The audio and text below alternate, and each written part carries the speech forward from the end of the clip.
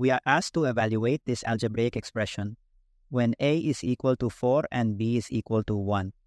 To solve this problem, we must remember that whenever we see a number accompanied by a certain letter or variable, it should be clearly understood that both values are being multiplied together to get a product.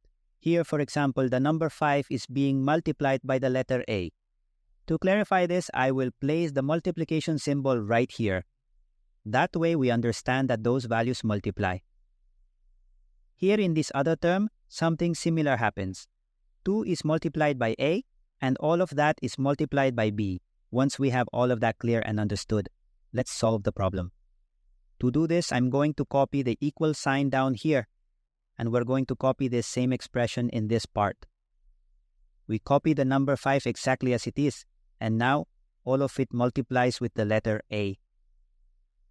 But instead of placing the letter a, I will replace it with the value given by the problem.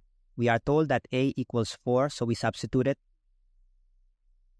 We copy the minus sign that continues, then the 2 that multiplies by a. But we already know that a is equal to 4, so we replace it with 4, and all of that multiplies by b. But we know from the problem that b is equal to 1, so we replace it with 1. Notice that all we have essentially done is replace the given values according to the problem's data instructions. Now we need to carry out the operations. Remember that in any combined operation, multiplications or divisions are performed first, followed by additions or subtractions. So here, first, following this observation, we are going to perform the multiplications.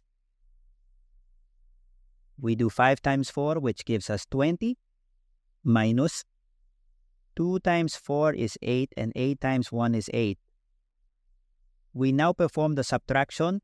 20 minus 8 gives us a result of 12, which is the final answer for this exercise.